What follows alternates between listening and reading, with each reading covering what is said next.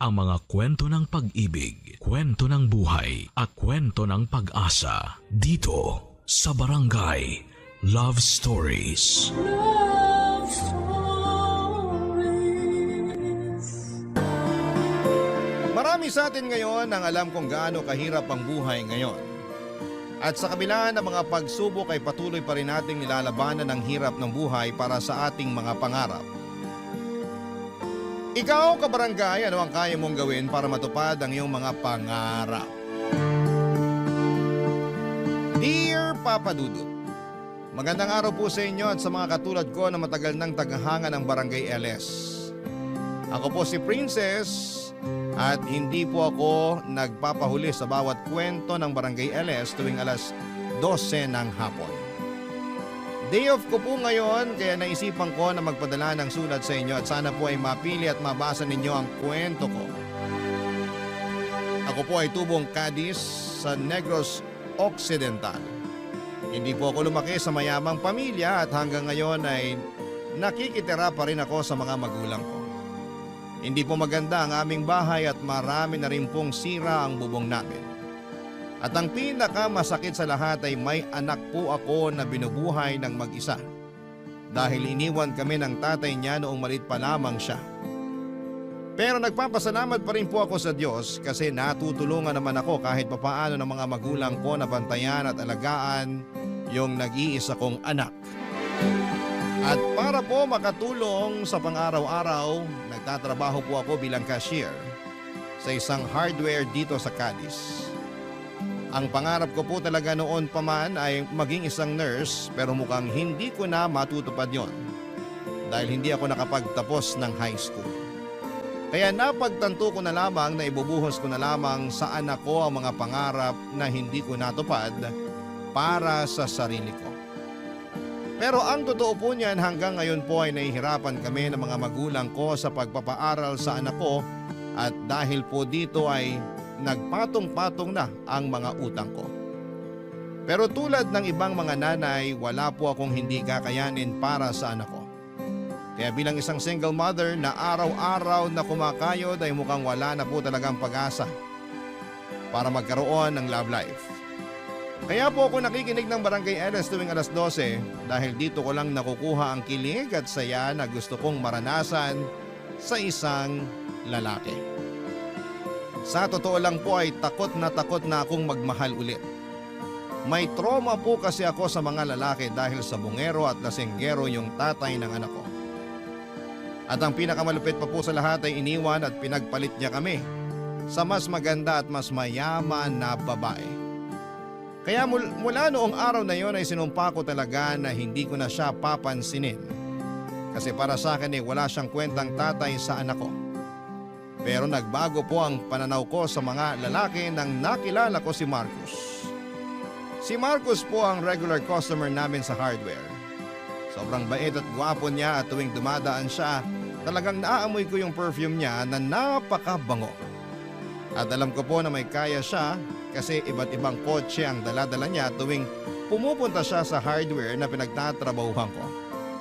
At isang araw ay hindi ko po lubos akalain na mapapahaba ang usapan namin ni Marcos, Papa Dudut.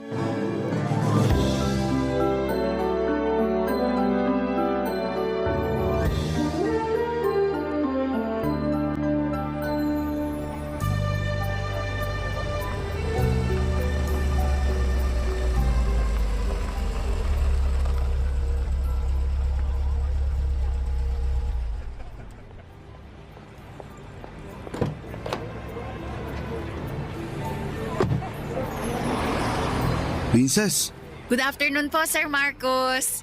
Wow, sir, bagong-bago po yung kotse nyo ah. Para ngayon ko lang nakita yan ah. oo, kakabili ko lang kahapon. Naku, mapapasana all ka na lang talaga. Nakakaingit naman po kayo. Anong dinadrama mo dyan? Wala lang po. Naisip ko lang po kasi na sobrang unfair pala ng buhay. Siguro kung kasing yaman ko lang kayo, hindi na ako mahihirapan sa pagpapaaral sa anak ko at sa pagbibigay ng pera sa mga magulang ko. Eto talaga oh. Eto ha, may aaminin ako sa'yo. Ano po yun? Ang totoo niyan, Laki at sanay ako sa hirap. Seryoso po kayo? Hindi naman kayo mukhang sanay sa hirap ah. Nako, sa maniwala ka't sa hindi, 100 kaming magkakapatid. Noong bata nga ako, tandang-tanda ko pa na school shoes yung regalo sa akin ng mga magulang ko nung birthday ko. Pinapagkaan nyo lang ata loob ko eh. Ikaw talaga, ang kulit mo. Yung point ko lang naman dito, hindi habang buhay nasa ibaba ka ng gulong. Pagpatuloy mo lang yung ginagawa mo ngayon at maniwala ka sa akin, aasenso ka rin sa buhay. Ay nako sir, mukhang itong pagtatrabaho sa hardware na lang talagang magiging huling hantungan ko. Huwag kang magsalita ng tapos. Malay mo, baka yung anak mo ang tutulong sa'yo na makabangon ka sa hirap, di ba? Kung sa bagay, matalino din po kasi yung batang yon, kaya hindi po ako magtataka kung aasenso yun sa buhay. Ay, sana lang talaga hindi niya ako makalimutan kapag nangyari yun. Huwag kang mag-alala. Sigurado ako na hindi ka pababayaan ng batang yon. Nakita ko yun dito sa hardware nung nakaraang Sabado. Mukhang mabait naman siya. Tama, pilyo nga lang. Ay naku po, pasensya na kayo, ang daldal ko talaga. Nga pala, ano pong kailangan nyo? Ano ka ba? Okay lang yun. Pabili ako ng 3 extension cord. Sige po, saglit lang. Eto po, 3 yan. Salamat ha. Ito yung bayad ko. Resibo nyo po. O nga po pala, ba't ang dami nyo naman atang pinamili na extension cord? Namili kasi ako ng appliances nung isang araw. Tapos kinulang ako sa outlet, kaya yan. Wow naman, samantalang kami. Iisa na nga lang yung ref namin tapos kinakalawang pa. Uy, tamang-tama. May ref ako sa bahay na hindi ko na ginagamit. Ibibigay ko na sa'yo yun. Ano? Eh naku! Oh, ba't parang gulat na gulat ka dyan? Huwag mong sabihin tinatanggihan mo ako. Eh nakakahiya po kasi. Ano ka ba? Hindi ka naman na ibang tao sa akin eh. Ikaw kaya tong palaging tumutulong at nag-a-assist sa akin tuwing may binibili ako dito sa hardware. Sige po, nakakahiyaman pero tatanggapin ko na yung inaalok nyo kasi mukhang hindi na po magtatagal yung ref namin eh. Bigay lang din kasi nung kamag-anak namin yung ref na yun at hindi na rin masyadong lumalamig yung freezer nun. Oh, yun naman pala eh. Huwag ka na rin mag-alala. Kasi ako na mismo ang pupunta sa bahay nyo para ihatid yung ref na ibibigay ko. Uy sir naman, wag na po. Makikiusap na lang ako sa kapitbahay namin na tulungan akong kunin yung ref sa bahay nyo. Para saan pa yung bago kong kotse? Kung hindi ko rin naman mapapakinabangan ng maayos, di ba? Kaya sige na, huwag mo na akong tanggihan. Ibigay mo na lang sa akin yung address nyo. Sige po, sandali kukuha lang po ako ng papel.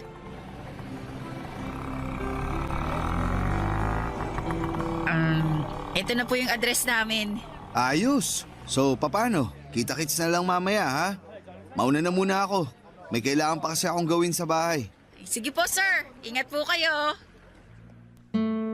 Pagkatapos ng shift ko, papadudot ay dumaan si Marcos sa bahay namin at grabe.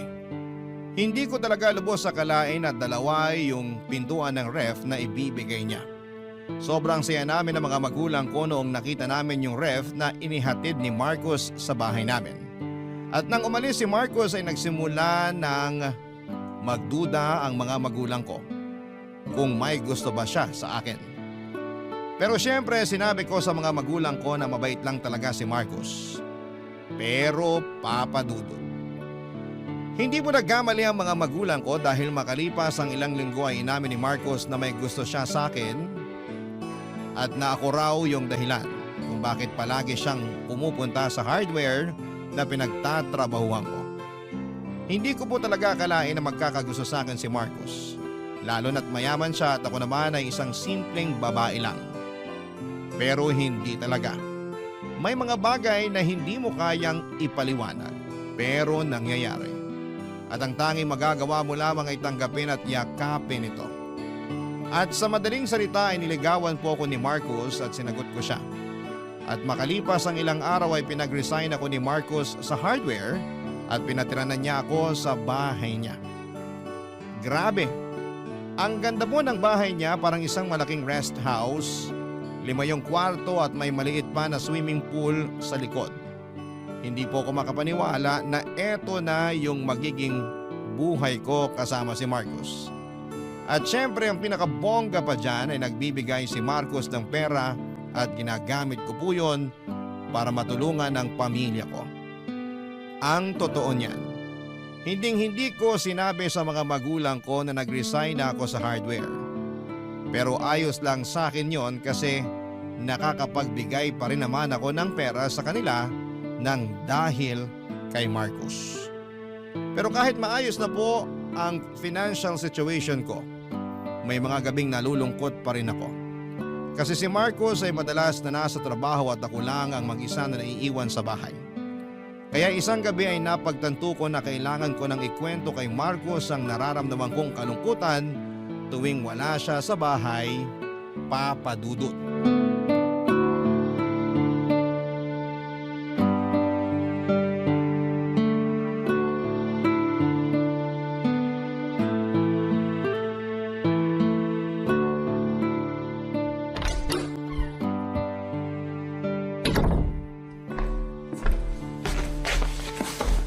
Ay, mahal!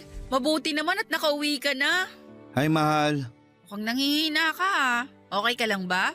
Kumusta yung trabaho mo? Ay, Hoy! Ano ba? Di ka naman nakikinig sa akin eh. sorry. Ayun, nakakapagod. Pero ayos lang naman. Nga pala, pinagluto kita ng paborito mong pagkain. Pinagtimpla na rin kita ng iced tea. Nasa mesa na lahat, nakahain na. Sige na, kumain ka na doon. Salamat. Pero bukas na lang siguro. Pagod na ako eh. Gusto ko nang matulog. Uy, nga pala, bago ka matulog, may aaminin muna ako sa'yo. Pero sana huwag kang magalit ha. Bakit? Ano ba yun? Nagpapasalamat ako sa'yo kasi nakakapag-abot pa rin ako ng pera sa mga magulang ko kahit wala na akong trabaho.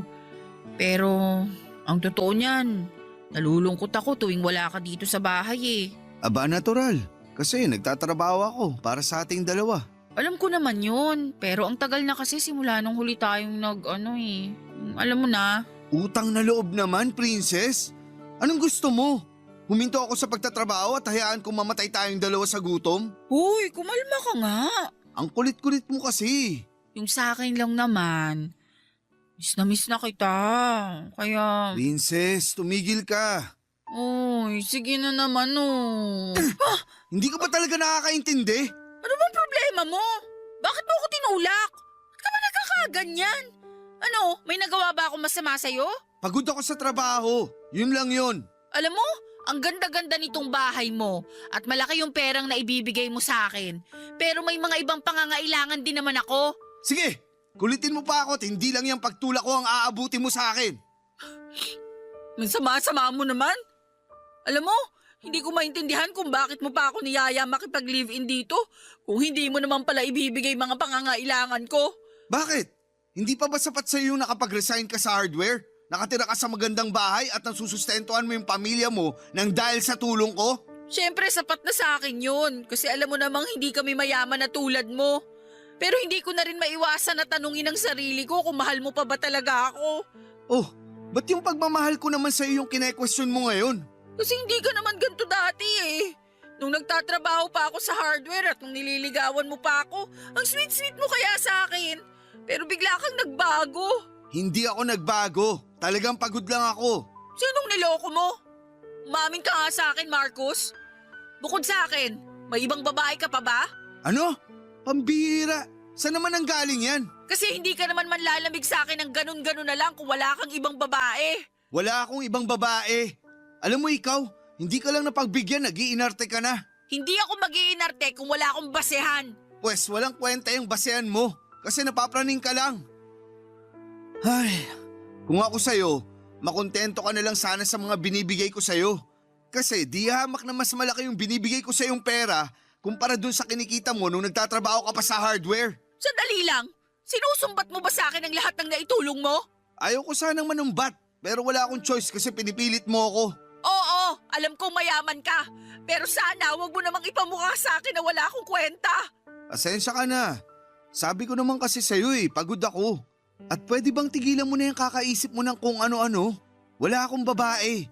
Talagang nape-pressure lang ako sa boss ko nitong mga nakaraang linggo. Ewan ko sa'yo. Uy, saan ka pupunta? Doon ako sa guest room matutulog. Ano ba naman yan? Bumalik ka nga dito. Di kita kayang tabihan ngayong gabi kaya manigas ka dyan. Sa may guest room po ako natulog ng gabing yon at kinaumagahan ay hindi ko pinansin si Marcos. Paulit-ulit siyang humihingi ng sorry sa akin pero talagang masama ang loob ko sa kanya noon. Pakiramdam ko kasi ay unti-unti nang nanlalamig si Marcos sa akin. At sa totoo lang ay nahihirapan akong tanggapin at unawain yon. Pero baka nga tama si Marcos, Papa Dudut, baka napapraning lamang ako at baka talagang pagod lamang siya sa trabaho kaya hindi na niya nabigyan ng atensyon yung mga bagay na dati ay importante sa amin. Pero masisisi niyo ba ako? Ang dami ng kwento ng mga asawa na pakiramdam nila ay nanlalamig na sa kanila mga mister nila tapos ay bigla na lamang nilang malalaman na may iba na palang babaeng kinakalantari ang mga mister nila. Nang mga panahong yun ay iniisip ko na lamang na at least ay nakapagbibigay pa rin si Marcos ng pera sa akin. At yun naman talaga ang kailangan namin ng pamilya ko. Kaya nga, nang sabi nila love is important pero money is importante. Kaya iniisip ko na lamang yung mga magagandang bagay na nakuha ko kay Marcos.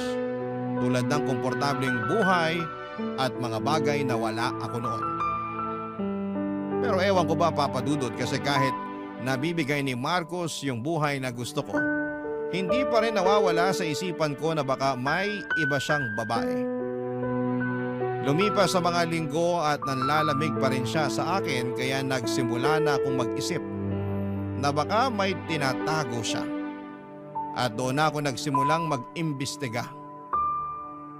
Isang araw naiwan ni Marcos ang cellphone niya sa bahay. Kaya't kinuha ko kaagad ito at wala pang 5 segundo ay nabuksan ko na yung cellphone niya. Yung birthday ay yung passcode niya ay iisa lamang. At nung mismong araw na yon ay hinalungkat ko na ang cellphone ni Marcos para makumpirma kung may basihan nga ba ang hinala ko na may iba na siyang babae, Papa Dudut. Barangay Love Stories. Barangay Love Stories. Noong binuksan ko ang cellphone ni Marcos ay nakita ko na may kausap siyang isang babae na nagngangalang Vivian. Pagtingin ko sa mga messages nila ay doon ko nalaman at nakumpirma na talagang niloloko ako ni Marcos. Nagpapadala sila ng mga sexy na pictures sa isa't isa at babe pa talaga yung tawagan nila. Sobrang galit ako noong mga panahong yon Papa Dudut at gusto ko na talagang ipamukha kay Marcos na tama yung hinala kong niloloko niya lamang ako. Pero pagkatapos ng ilang minuto ay napaisip ako na kung gagalitin at kukomprontahin ko si Marcos ay baka maapektuhan lamang ang pamilya ko.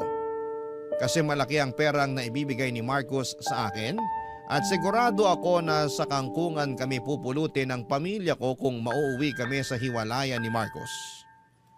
Ang totoo niyan ay nakakapanlumo yung pakiramdam na wala kang magawa na kailangan mong tiisin yung mga bagay na labag sa iyong puso.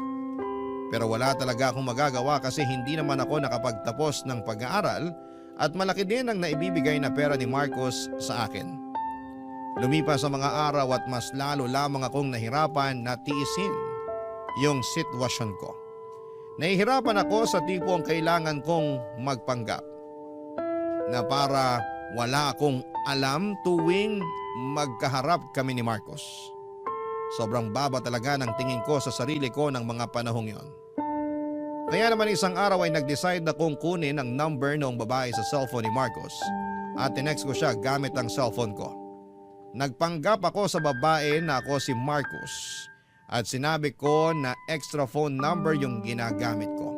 At sinabi ko rin na gusto ko makipagkita sa kanya sa labas ng isang bar. Pero ang hindi niya alam ay ako na pala yung makikipagkita sa kanya, Papa Dudut.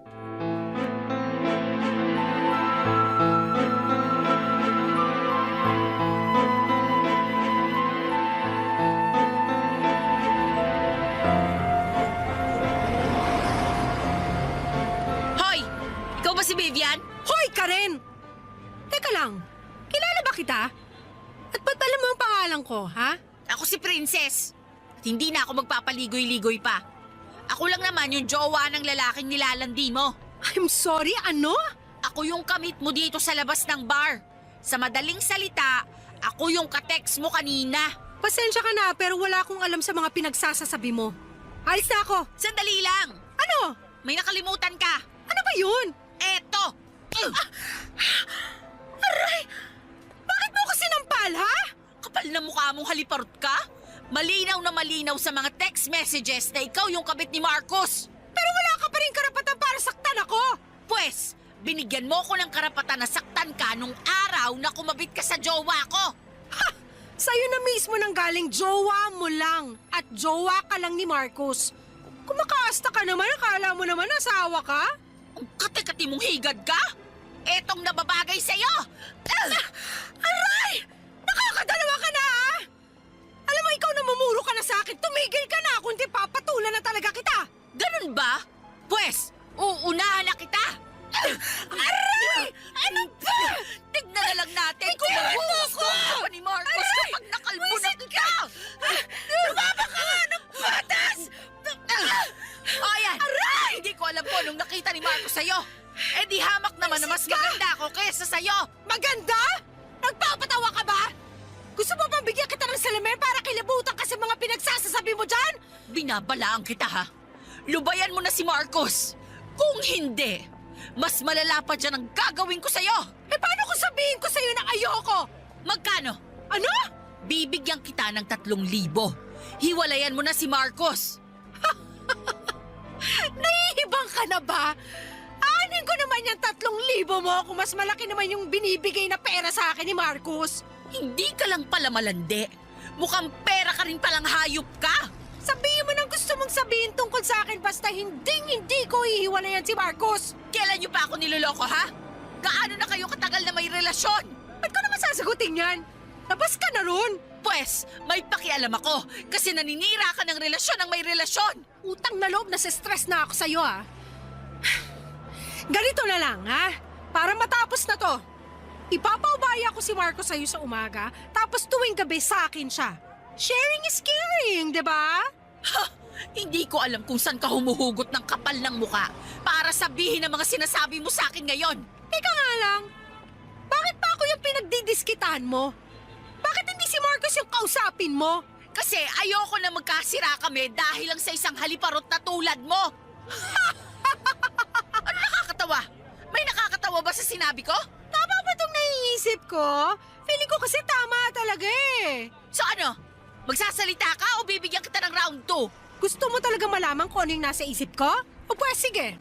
Sa tingin ko, ako tong sinugod at pinagdidiskitahan mo kasi tulad ko, pineperahan mo rin si Marcos. At ayaw mo siyang mawala, tama? Hoy! Huwag mo akong itulad sa'yo! Hindi ako ganong klaseng babae! Eh, Josera! Princess nga ang pangalan mo pero mukha ka namang hampas lupa. Kaya hindi na ako magtataka kung pineperahan mo lang si Marcos.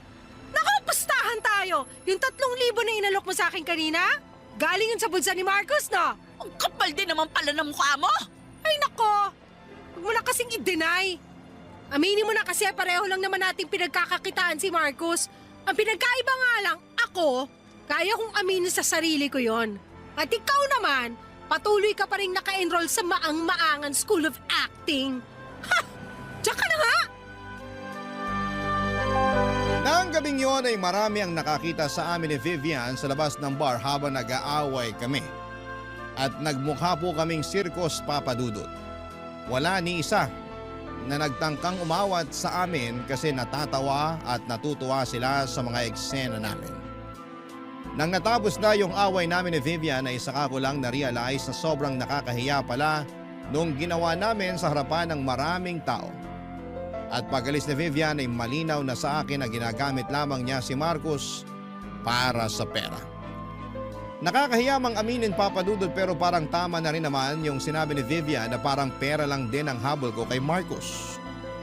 Oo, gwapo si Marcos at may pagmamahal ako na nararamdaman para sa kanya. Pero pakiramdam ko ay mas malakas pa rin ang hatak ng pera kaya ako nanatili sa relasyon namin. Kasi kung wala siyang pera malamang ay iniwanan ko na lamang siya noong nalaman ko na may ibang babae siya. Sobrang naiinis po ako sa sitwasyon kaya noong gabing yon, hindi na muna ako umuwi. Pumasok ako sa bar, nagpakalasing at doon ko rin naisipang i-stalk si Vivian sa Facebook. At doon ko nalaman na pareho kami ng sitwasyon. Tulad ko ay may anak din pala na binubuhay si Vivian. Ang totoo niyan, dapat ay magalit ako sa kanya kasi kabit siya ni Marcos. Pero sa totoo lang, mas naawa lang ako sa kanya. Siguro kasi pareho kaming nanay at malambot yung puso ko pagdating sa mga bata. Pagkatapos kong uminom sa bar ay umuwi na ako. Pero hindi ko pa rin sinabi kay Marcos yung nangyari sa amin ni Vivian. Hindi ko po talaga kayang i-process lahat ng kaguluhang nangyayari sa buhay ko. At kasabay noon ay ang patuloy ko na paglilihim kay Marcos tungkol sa mga nalaman ko. Ngunit ilang linggo ang lumipas ay nagulat ako nang makatanggap ako ng text mula kay Vivian. Niyayaya niya ako makipagkita sa isang coffee shop at sobrang nagulat ako noong natanggap ko yung text ni Vivian kasi hindi ko akalain na isi-save niya yung number ko. Sa totoo lang, Papa Dudut, ay ayaw ko sanang makipagkita sa kanya. Pero dahil na curious ako, ay pumayag na rin ako na makipagkita kay Vivian.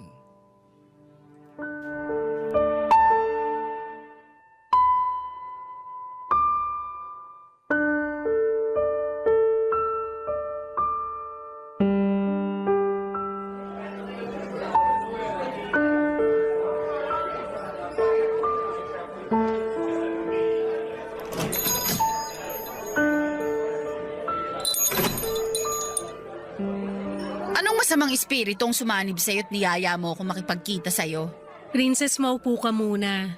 Hindi porket pinagbigyan kita, ibig sabihin nun pinapatawad na kita. Para lang alam mo, hindi pa rin ako nakaka-move on sa nalaman ko tungkol sa inyo ni Marcos. Ang totoo niyan, hindi na ako nire-replyan ni Marcos. At hindi na rin siya nakikipagkita sa akin. Ay, ibang klase ka rin naman talaga. So anong gusto mong gawin ko? Tulungan pa kita na makipagkita sa jowa ko? Alam mo, kung yan lang rin ang dahilan kung bakit mo ako pinapunta dito, aalis na lang ako. Nagsasayang lang ako ng oras dito. Papaalala ko lang sa'yo ha, ako ang nauna kay Marcos.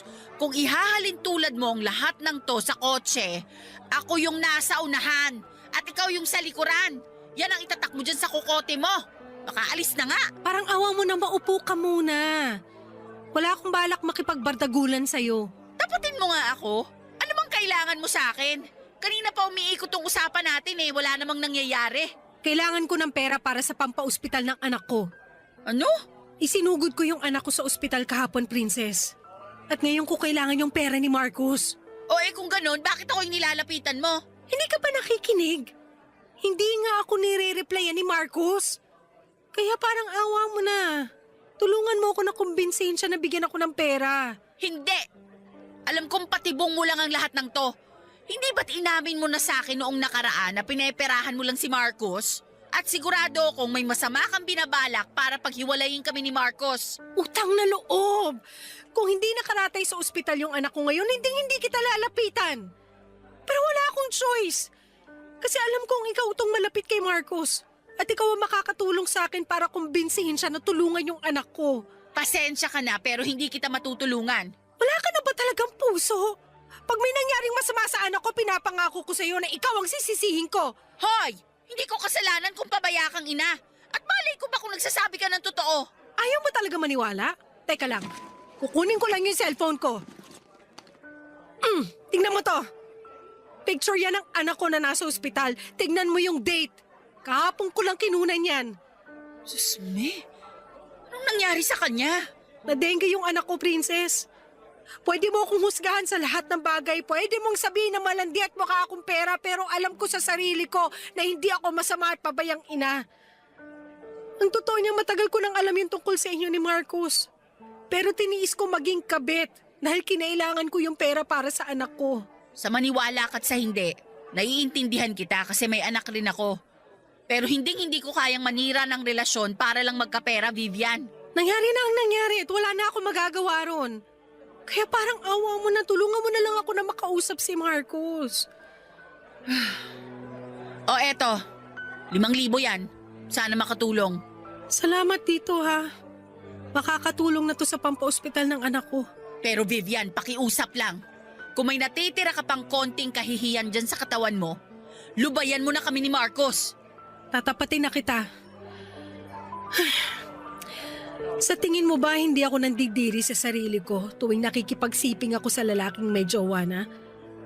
Sa tingin mo ba talaga pinangarap ko maging kabit? Hindi. Pero wala akong magawa. Kasi salat na salat ako sa buhay.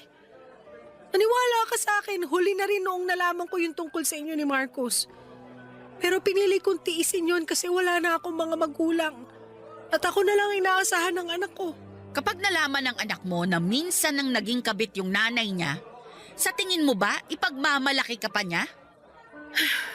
Eh ikaw, matanong nga kita. Ngayon na alam mong niloloko ka ng jowa mo, bakit hindi mo pa rin siya magawang iwanan? Hindi mo masagot, no? Pues akong sasagot para sa'yo. Kasi mayaman siya. May pera siya, kaya niyang ibigay sa'yo at sa akin yung buhay na punong-puno ng ginhawa. Kaya kung ako sa'yo, tigil-tigilan mo na ang pagiging ipokrita mo kasi sa ginagawa mong yan, mas lalo mo lang pinapahirapan ang sarili mo. Hindi mo ba talaga kami lulubayan? Pasensya ka na pero titiisin ko lahat kung para sa ikabubuti ng anak ko. Sige, ganito na lang. Manghihingi pa ako ng pera kay Marcos. Kukumbinsihin ko siya na bayaran ng buo yung bayarin mo sa ospital.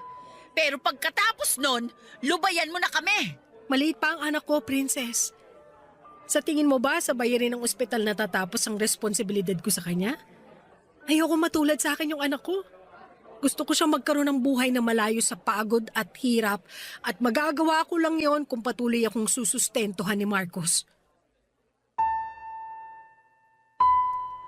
Sa totoo lang, Papa Dudut, ay medyo natuwa ako noong malaman kong hindi na nakikipagkita o tinatawagan ni Marcos si Vivian.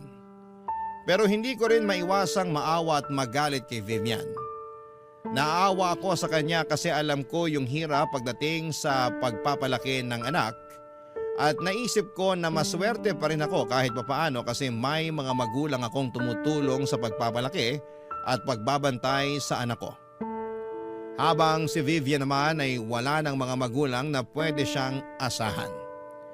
Pero sa kabilang banda ay nagagalit pa rin ako sa kanya kasi harap-harapan niyang sinasabi sa akin na hindi na niya kami lulubayan ni Marcos. Gulong-gulo talaga ang isipan ko ng mga panahong yon. At ang totoo niyan ay sobrang natamaan ako sa mga sinabi ni Vivian na nagpapaka-ipokrita ako. Ayaw ko mang aminin, Papa Dudut, pero may point talaga yung sinabi ni Vivian sa akin. Pera ang pinakamalaking dahilan kung bakit ako patuloy na nananatili sa relasyon namin ni Marcos. Pero ang pinagkaiba nga lang namin ni Vivian ay hindi ako kabit katulad niya. Lumipas sa mga araw at pinili ko pa rin ang manahimik at magsawalang kibo sa lahat ng kababuyan ni Marcos. Pero syempre hindi na muling naibalik yung tiwala ko kay Marcos. Kaya palihim ko pa rin at tinitignan at hinahalungkat ang cellphone niya tuwing iniiwan niya ito sa mesa. At doon ko nakumpirma na hindi na nga nagte-text o tumatawag si Marcos kay Vivian. Naisip ko na mga panahon na yon na baka nagbago na talaga si Marcos at unti-unti niya nang pinuputol ang ugnayan nila ni Vivian para sa kapakanan namin. Hindi ko maiwasang maging masaya pero may kaunting awa pa rin sa puso ko. Naawa pa rin ako kay Vivian, Papa Dudut, lalo na para sa anak niya. Siguro kailangan niyang matutunan na panahon na para tigilan na niya yung pagiging kabit ng jowa ko, Papa Dudut. Barangay Love Stories. Barangay Love Stories. Naging tahimik at mapayapa na ang relasyon namin ni Marcos at sa wakas pakiramdam ko ay nagkaroon ako ng tunay na peace of mind. Parang naisip ko na okay, tapos na yung lahat ng gulo, pwede ko na talagang ilibing sa limot yung tungkol kay Vivian. Hindi ko na kailangang kumprontahin si Marcos kasi gaya nga noong nalaman ko ay hindi na naman nagpaparamdam si Marcos kay Vivian. Pero Papa Dudut, yung peace of mind ko na yon ay biglang nabasag. Noong isang araw ay nakatanggap ako ng message galing kay Vivian. Naloka ako Parang may balak pa yata siya na gawin akong textmate kasi hindi ko lubos akalain na magpaparamdam na naman siya sa akin. Tapos ayon, nag-text siya ulit at sinabi niya na kailangan daw namin na magkita at mag-usap. Nung una talaga ay duda na ako na baka manghihingi na naman siya ng pera para sa anak niya.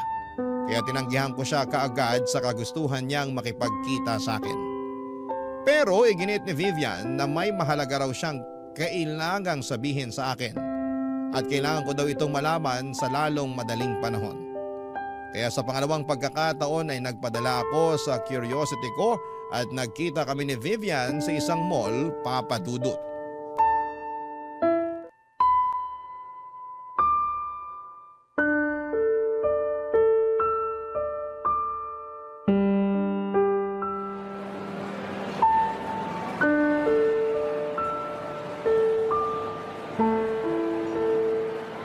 Princess!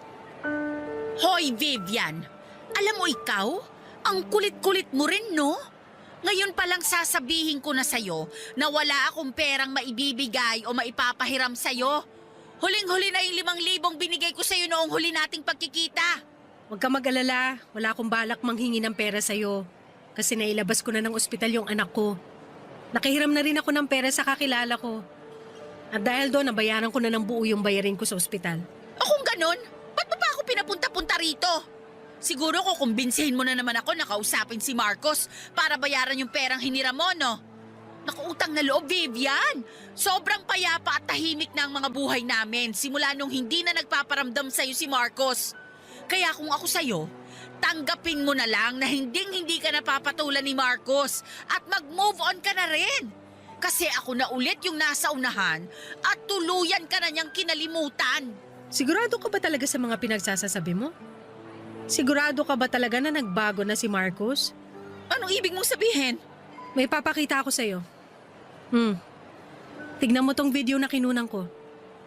Ipinasyal ko yung anak ko sa mall na to nung isang araw. O ano ngayon? Manahimik ka nga muna. I-fast forward mo ng konti yung video. Sige na nga. Teka lang, Ayan, hinto mo dyan. ano ba yung gusto mo ipakita? Tignan mo yung lalaki na kapula. Hindi ba si Marcos yan? Diyos ko, siya nga! So paano may papaliwanag yung babaeng kasama niya dyan? At may pa-holding hands pa silang nalalaman. Baka naman kasamahan lang niya yan sa trabaho. Pinsa ka nang niloko ni Marcos. Tapos ngayon magpapakamartir ka pa rin. Minsan niya nga akong niloko ng dahil na rin sa'yo. Hindi yun yung point dito. Ang point dito, hindi lang tayo ang mga babae sa buhay ni Marcos. Oh, bakit ka umiiyak? Nasasaktan lang ako kasi ang buong akala ko nagbago na siya. Yun pala, mas lalo niya lang dinadagdagan yung kasalanan niya sa akin. Ang totoo niyan, napaisip din ako sa sinabi mo sa akin noon eh. Sigurado ako na ikakahiya lang ako ng anak ko kapag nalaman niyang naging kabit ako. Kaya siguro panahon na rin para tigilan ko na si Marcos. Kasi mukhang wala na rin namang pag-asa magbago yung lalaking yun eh. Hindi nga akong naging kabit. Pero naging boba naman ako. Aaminin ko na tama yung sinabi mo na pera lang yung dahilan kung bakit patuloy akong nagpapakatanga kay Marcos. At sa totoo lang, pagod na rin ako sa ganitong klaseng sitwasyon.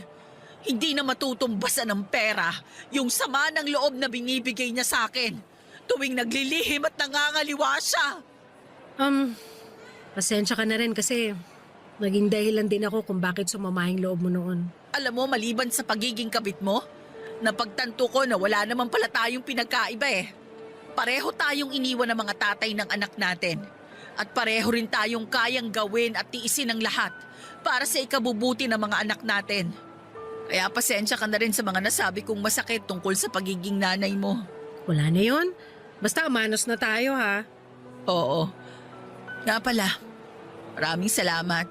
Ha? Salamat saan? Salamat dahil binuksan mo yung mga mata ko sa katotohanan. Kung hindi dahil sa'yo, malamang hanggang ngayon nagbubulag-bulagan pa rin ako sa mga pinaggagawa ni Marcos sa akin. Alam mo, narealize ko rin kasi na hindi ka masamang tao at may puso ka rin naman pala. Paano mo naman nasabi yan? Nung huli tayong nagkita, hindi ka nagdalawang isip na bigyan ako ng pera para sa anak ko. Kasi kung tutuusin, Hindi mo naman kailangan gawin yun. Pero ginawa mo pa rin. Kaya thank you ha. Ano ka ba? Wala yon. Ang totoo nga niyan, hindi na kita natiis nung ipakita mo sa akin yung picture ng anak mo. Kaya ayun.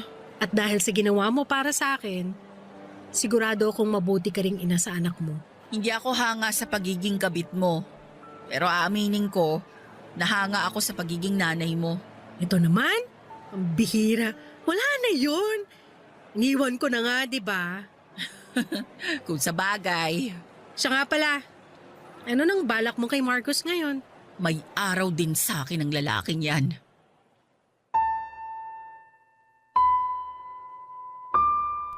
Nasaktan ako ng sobra nang malaman ko na hindi lang pala kami ni Vivian ng babae sa buhay ni Marcos Papadudut. At para ako nalulubog sa depresyon noong araw na ipinakita sa akin ni Vivian, yung video na may ka-holding hands si Marcos sa mall. Pero sa kabilang banda pakiramdam ko rin ay may nakahanap ako ng kaibigan noong araw na yon. At yon ay si Vivian. Habang tumatagal ay unti-unting napapalitan ng pagpapatawad at pag-unawa ang galit at puot ko kay Vivian. Kasi kung hindi dahil sa kanya malamang hanggang ngayon ay nagpapakaloko pa rin ako kay Marcos. Ang totoo nga niyan ay hindi niya kailangan pang ipakita sa akin yung video pero ginawa pa rin ni Vivian yon dahil pakiramdam ko ay may malasakit siya sa akin. Kaya kahit papaano ay tatanawin ko yon ng utang na loob kay Vivian. Kasi siya ang nagligtas sa akin mula sa relasyon na puno ng pagdududa at pagtataksil. Lumipas sa mga araw at hindi ko pa rin inamin kay Marcos yung mga nalaman ko kasi gusto ko pa rin siyang gantihan sa lahat ng panloloko niya bago ko siya tuluyang iwanan at hiwalayan. Aaminin ko na medyo nagdalawang isip at nabahala ako noon kasi papaano na yung anak ko at mga magulang ko kung hindi na ako mabibigyan ng sustento ni Marcos. Pero napagtanto ko na kinaya ko naman palang buhayin ang pamilya ko noong nagtatrabaho pa ako sa hardware. At isa pa akong nagawang iwanan ni Vivian si Marcos, sigurado ako na kaya ko rin gawin yon. Kaya mas lalo akong nagkaroon ng lakas ng loob na maghanda para sa hiwalayan namin ni Marcos. Papadudot pagkatapos ng ilang araw ay naisipan ko na rin kung ano yung pinakamagandang gawin bago ko tuluyang hiwalayan si Marcos.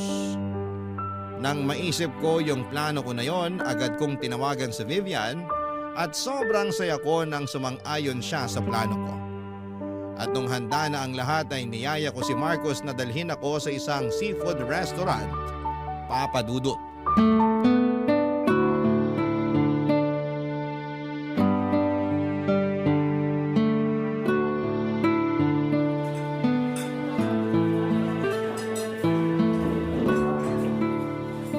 Marcos, mahal.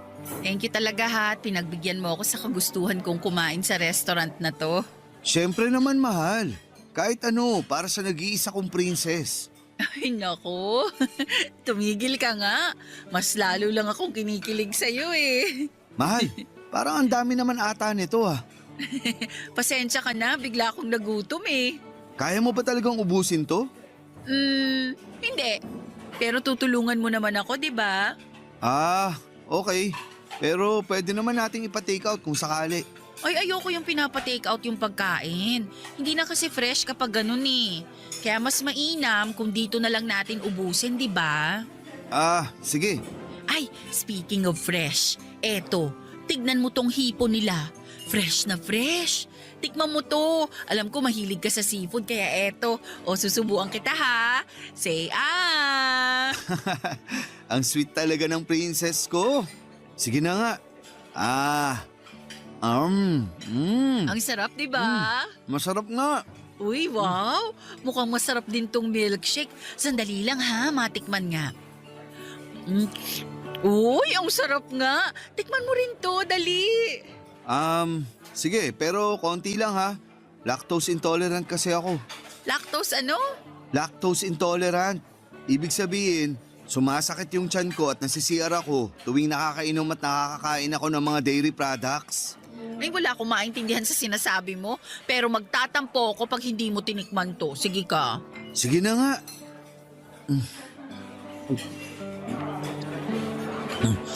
Ang sarap nga ng milkshake nila. Sakto lang yung tamis. Mismo, kaya ubusin mo yan para sulit yung babayaran mo dito. Sige. Pero alam mo kung saan bagay i-partner yung milkshake nila? Dito, sa buttered scallops. Mukhang nakakatakam, di ba? Matikman niya. Uy, ang sarap! The best! Mahal, hindi mo pwedeng palampasin to. Tikman mo na, dali! Pasa ko sa buttered scallops. Mukhang hindi nakakayanin ng tiyan ko kapag kinain ko pa yan. Ang dami-dami kasing butter eh. Tapos kakaubos ko lang sa milkshake na pinainom mo sa akin. Naku, eto naman. Try mo lang. Sige na, kahit isa lang. Ay, sige na nga. Oh, ang sarap, di ba? Ang sarap nga. Teka lang. Ito na nga ba yung sinasabi ko eh. O bakit? Anong problema? Sumasakit na yung tiyan ko. Saglit lang ha. Magsi-CR lang ako. Okay, pero bago ka pumunta ng CR, may ipapakilala muna ako sa'yo, ha? Ha? Hi, Marcos! Oh, ba't gulat na gulat ka? I'm sorry. Pero kailangan ko na talagang pumunta ng CR. Oy, sandali lang naman. Dito ka lang. Tiniis nga namin yung pambababoy mo sa amin kaya magtiis ka rin ngayon. Princess, umamin ka nga sa akin. Gagagawan mo ba ang lahat ng to? Ay, correction. Kagagawan mo ang lahat ng ito. Tama, at binabalik lang namin sa'yo. Nga pala, bago ko makalimutan, hihiwalayan na pala kitang hayop ka. Magsama kayo ng babaeng ka-holding hands mo sa mall. Princess, kaya kong ipaliwanag yun. Kung sa tingin mo, bibigyan pa kita ng pagkakataon para makapagsinungaling sa akin, nagkakamali ka. Kasi simula sa araw na to, tinatapos ko na yung ugnayan ko sa'yo. Sandali lang. Puputulin ko lang yung drama mo, Day. Kasi tignan mo naman si Marcos, oh. Namumutla at pinagpapawisan na. Uy, kawawa ka naman. O sige na, pumunta ka na ng CR. Baka mamaya magkalat ka pa dito eh. I'm really sorry. Babalik ako kaagad. Ang galing nung naisip mong plano. Siyempre, ako pa ba? I-take out na natin tong pagkain dito. Sayang eh. Bilisan na natin. Ay, agree ako dyan. Teka lang, Kuya Waiter! Pabalot na lang po nung lahat ng nasa mesa namin. Tapos ibigay nyo na lang po yung bill sa lalaking kasama namin dito kanina. Nag-CR lang sandali. Thank you! Matagal ko nang alam na may problema si Marcos sa mga pagkain na may gatas o keso kasi tuwing nagluluto ako sa bahay ay napapansin ko na madalas siyang pumupunta sa CR tuwing nagtitimpla ako ng kape na may gatas o kapag gumagawa ako ng pizza na puno ng keso. Kaya alam na alam ko na iyon ang kahinaan ni Marcos. At masasabi ko rin na kahit papaano ay nakaganti ako sa kanya ng gabing yon sa seafood restaurant. Hindi ko na inantay na makalabas siya sa CR at pinaghatian namin ni Vivian lahat ng pagkain na in-order namin. Sa madaling salita, Papa Dudu, tuluyan na kaming naghiwalay ni Marcos. At mabuti na lang talaga at nakabalik pa ako sa trabaho ko sa hardware. Samantalang si Vivian naman ay nakahanap ng trabaho bilang kasambahay sa isang mayamang pamilya. Ang maganda pa dito, pinayagan si Vivian ng amo niya na patirahin sa bahay nila ang anak ni Vivian. Kaya hindi na niya kailangang mag-alala o mamroblema dahil nababantayan na niya ang anak niya habang naninilbihan siya. At aaminin ko na bumalik din ako sa dating estado ng buhay ko. Yung tipong kailangan kong magpakapagod sa trabaho araw-araw para matustusan ang pangangailangan ng anak ko. Pero at least ngayon ay masasabi ko na may peace of mind na ako dahil nakawala na ako sa isang relasyon na puno ng lihim at kasinungalingan. Siguro yung marami sa mga kabarangay ninyo ang magsasabing sana itiniis ko na lamang si Marcos dahil mayaman siya at nakapagbibigay naman siya sa akin ng pera. Pero sa totoo lang ay madali lang sabihin yan. Pero kapag ikaw na ang nasa sitwasyon kung saan ay dangal at prinsipyo mo na ang kapalit ng malaking pera, sigurado akong mahihirapan din kayo. Sa ngayon, Papa Dudut, ay tuluyan nang naghilom na ang mga sugat na dulot ni Marcos sa aming dalawa ni Vivian. At masasabi ko rin na matalik na kami na magkaibigan ni Vivian. At tungkol naman kay Marcos ay hindi na niya ako kinausap simula noong nilayasan ko siya sa restaurant. Pero tuwing napapadaan ako sa harapan ng bahay niya ay napapansin ko na nabawasan na yung mga kotseng nakaparada sa labas ng bahay niya. Siguro may pinansyal na problema siya kaya kumonti na ang mga kotse niya. Pero sa totoo lang ay hindi ko na inalam yan. Pinagpapasa Diyos ko na lamang ang lahat ng kabalbala na ginawa niya sa akin noong kami pa lamang. Dito ko na po tatapusin ang kwento ng buhay ko, Papa Dudut.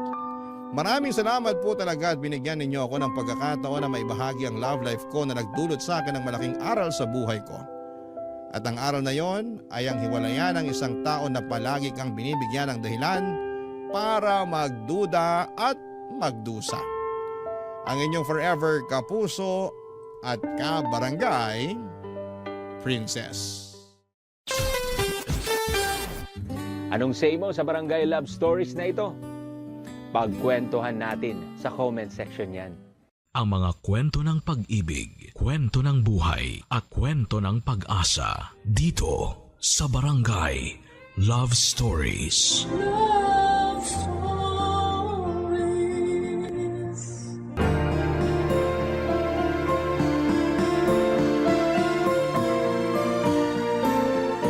Sa buhay, dumarating talaga tayo sa punto na kailangan nating magkaroon ng matatag na puso at matalas na isip upang pangatawanan ang gusto nating maging.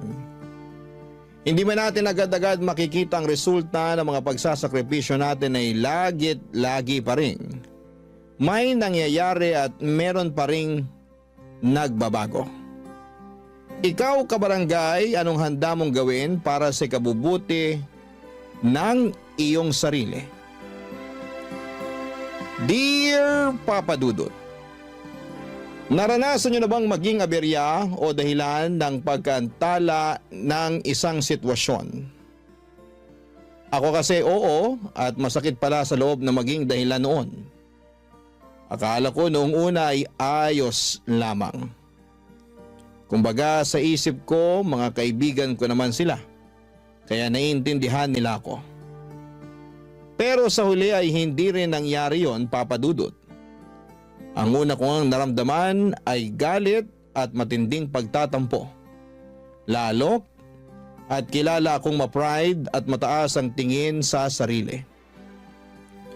Pero bago ko ituloy ang kwento ko ay gusto ko munang bumati ng isang mapagpalang tanghali sa inyong lahat. Matagal na akong avid listener ng programa ninyong Barangay Love Stories. Lagi kong inaabangan ang mga uploaded stories ninyo online at isang araw ay nag-decide akong magpadala ng email sa inyong istasyon. Tawagin niyo na lamang po ako sa pangalang Colette. Nagtatrabaho sa Pasig bilang finance staff at nasa 32 years old na ako. Kaka-birthday ko lamang nitong January 1 kasabay ng bagong taon. Sa kasalukuyan ay nasa journey ako ng healing at weight loss.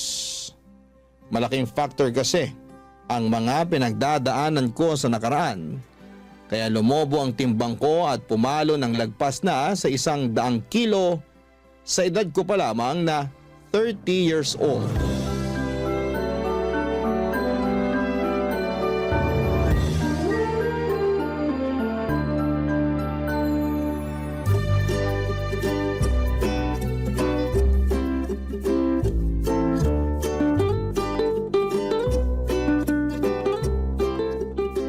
Grabe, ang dami namang masarap dito. Lalaki ba yan? Sira! Bakit naman ako maghahanap ng lalaki may boyfriend na akong tao? Meron nga, pero sira ulo naman. Hayaan mo na. Ako nga hindi na masyadong ini-stress ang sarili ko sa kanya eh. Hindi ko lang mapigilan. Di mo kasi deserve na harap-harapang pagmukaing tanga, lalo nung pinaghintay ka niya dun sa date nyo. Nagkausap na naman kami. Sabi niya sinugod daw sa ospital mama niya. At sa taranta niya hindi nakapagsabi sa akin. Ay, ganun ba? Oo. Kaya huwag ka namang gigil dun sa tao. Kumusta na raw ba mama niya? Okay naman. Nakalabas na sa ospital. Inatake lang ng high blood kakakain ng maalat at matabang pagkain. Nag-birthday kasi yung ate niyang umuwi from US, kaya naghanda sila ng bongga. Sayang nga eh. Hindi ako naimbitahan kasi may seminar kami nun sa office. Nakita ko pa naman sa pictures na in-upload nila sa Facebook yung mga handa nila. Ay! May lechong baboy, crispy pata, inihaw na manok at liempo, at iba't ibang klase ng ulam. May masarsa, may masabaw, meron din pansit, spaghetti carbonara. Tapos yung mga paborito kong dessert na mango float at coffee jelly. Hala siya. O bakit? Nakakatakam naman talaga yung mga yun eh. Bigla tuloy ako nagutom. Nando na tayo. Pero papaalala ko lang sa'yo, nakakakain lang natin ng lunch. Ay talaga? Oo, Isang oras pa nga lang nakakalipas. Dami ko rin nakain ha. Sarap kasi ng bulalo na niluto mo eh. Thank you. Pero hindi ako makapaniwalang 1 oras pa lang ang lumipas. Akala ko kasi 3 oras na. Grabe namang mga dragon mo na yan sa tiyan. Seryoso nga. Nagugutom na nga ulit ako, kaya eto. Naghahanap na ako ng ma-order online. Totoo? Oo, ito. Tingnan mo. Tingnan mo. Ano kayo masarap kainin? Hala si auntie. Bakit ba? Nagugutom nga yung tao eh. Hindi naman kita pinagbabawalang kumain. Kung gusto mo, go ka lang. Pero ang akin lang maghinay-hinay ka. Hindi mo nga ako pinagbabawalan. Pero pinakikialaman mo naman ako. Kakawalang gana tuloy kumain. Wow ha? Ikaw? Mawawala ng gana sa pagkain? Pwede ba hindi mo ako mai-eme? Tigilan mo ako, Colette. Kilalang kilala mo na talaga ako. Aba syempre, para na tayong magkapatid. Kaya nga bilang nakakatanda mong ate, pinagsasabihan kitang ayus-ayusin mo yung pagkain mo. Lalo na yung mga kinakain mo. Pansin ko kasi marami ka na namang instant noodles sa cabinet. Tapos puro processed food yung nasa freezer mo. Marami ka rin soft drinks at junk food. Nag-grocery ka ba? Oo, kahapon lang. Lumagpas nga ako sa budget ko kasi marami akong kinuhang hindi naman kasama sa listahan ko. Nakaka-tempt naman kasi. Pero okay lang naman. Wala rin naman pagkain na nasasayang sa akin. Kaya pala nagulat ako. Kasi pang 5 tao yung supply mo kahit mag-isa ka lang dito sa apartment mo. Baka nakakalimutan mo. Pumupunta ka rin dito at pinagluluto kita katulad na lang nung kinain mong bulalo kaninang tanghalian. Oo, pero di katulad mo. Para lang akong pusa kumain. Kape-kape lang sa umaga, wala pang asukal. Tapos half rice lang sa tanghali at dasal na lang sa gabi. Ang boring naman ang buhay mo. Hindi kaya boring yun, no? Ikaw lang nagsasabi niyan. Basta, for me, boring yon. Kung ako siguro nasa sitwasyon mo, baka nategi na ako. Ay, ang OA naman? Tegi talaga agad? Oo. Sa bilis ko magutom, hindi ko kaya magdasal na lang sa gabi. May lang naman yung dasal. Pero alam mo namang di na ako nagdi-dinner, di ba? Oo. Tamang water na lang ako. Kasi bakit pa ako kakain? Gabi na rin naman. Hindi na ako magugutom noon dahil tulog na ako. Buti ka pa hindi nagugutom. Ako kasi kahit tulog, mas nananaig yung kalam ng sikmura kahit kumain naman ako ng pagkarami-rami bago matulog. So, no choice. Babangon talaga ako para mag-midnight snack. Grabe naman yung kahit kumain ng pagkarami-rami. Buti hindi ka binabangungot. Hindi naman ako naniniwala dun. At saka, mas babangungutin lang ako pag hinayaan ko magutom ako. Ay, iba rin. Kaya mabuti pa, tulungan mo na lang ako mamili ng masarap na merienda. Pasa ko dyan. Ako nga lang, di ba? Ako lang ang kakain, wag ka na. Papadudot bata pa lamang ay tabain ako. Ako yung tipo na mahanginan lamang tumataba na. Malakas din kasi akong kumain at aaminin ko ng pagkain ang naging takbuhan ko kapag stress ako sa personal kong buhay at sa trabaho. Katulad na nga lang noong nasa bingit ng alanganin ng relationship ko sa aking longtime boyfriend. Bukod sa pinsan kong si Percy ay wala akong masyadong ka-close sa mga kaopisina ko. Kaya wala rin akong mapagkwentuhan sa kanila. Para sa akin ay malaki ang tutulong ng pagkain upang gumaan ang nararamdaman ko.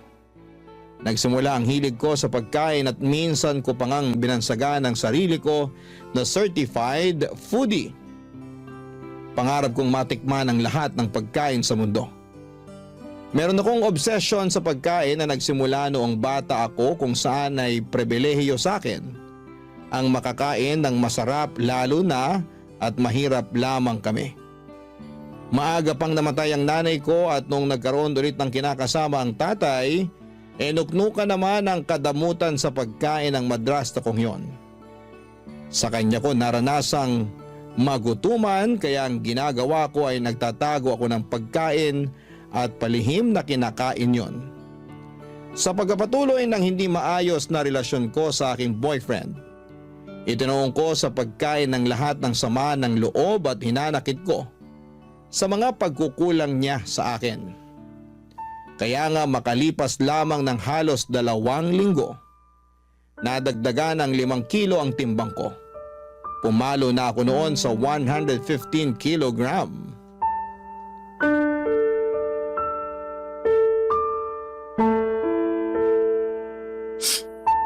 Grabe siya sa akin. Hindi ko akalain na pagsasalitaan niya ako na masasakit. Alam naman niya mataba ako eh. Lalo niya pang pinamukha yun sa akin. Napakasira ulo talaga niyang ex mo. Mabuti naman natauhan ka na't hiniwalayan mo na. Hindi naman ako yung nakipaghiwalay eh. Siya. Ay, wow ha?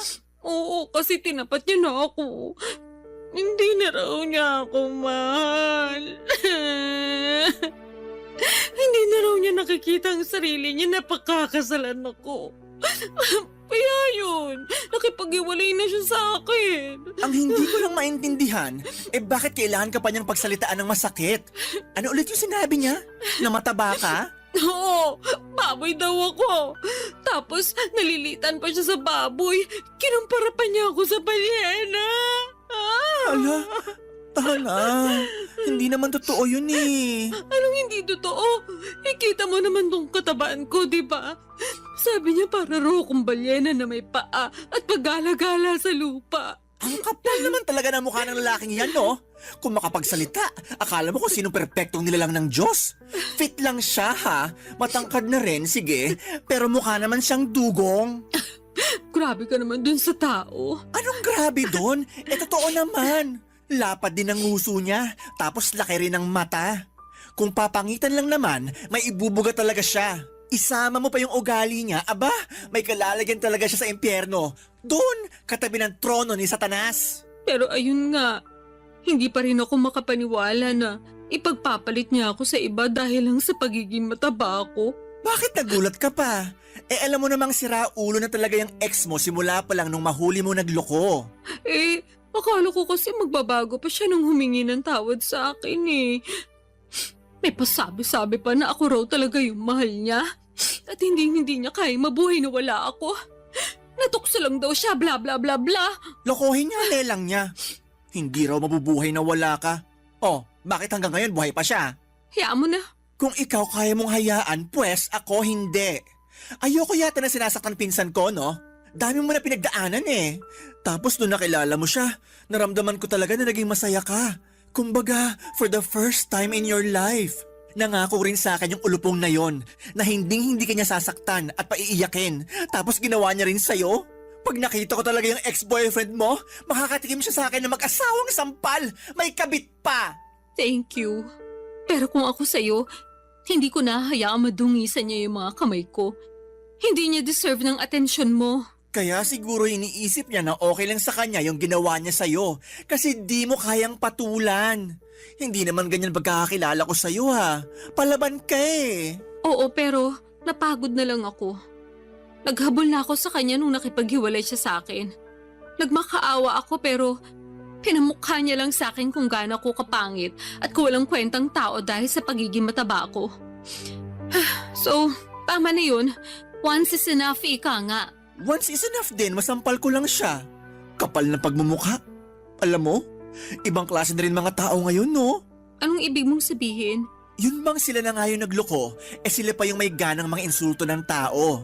Hindi na lang lumisa ng mapayapa, papunta sa kabilang buhay. Dami pa sinasabi. Mema naman. Anong mema? Mema sabi, ganon. Kainis eh. Sa bagay, totoo rin naman. Pero, totoo rin naman na mataba ako. Na-stress nga ako lalo kasi nadagdagan pa ng 5 kilo yung timbang ko. Yun lang. Pero di naman totoo na wala ka ng kwenta dahil lang sa timbang mo. Sa bagay. Kaya nga mema lang yung ex mo. Ay, sipahin ko talaga yan eh. Ay nako, hindi ko talaga mapigilan magalit. Nakakairita. Tama na. Sige ka, baka sa sobrang galit mo dyan atakihin ka na lang bigla sa puso. Grabe ka naman sa atakihin sa puso. Kasi kita ko na yung mga ugat mo sa mata Ako'y natatakot para sa'yo. OA ka rin talaga eh. Mabuti pa, o-order na lang ako ng makakain natin. Ha? Gutom ka na naman? Oo, nakakapagod palang umiyak tapos sa maling tao pa. Kaya ayun, ginutom ako. Dahil dyan, kakain ako.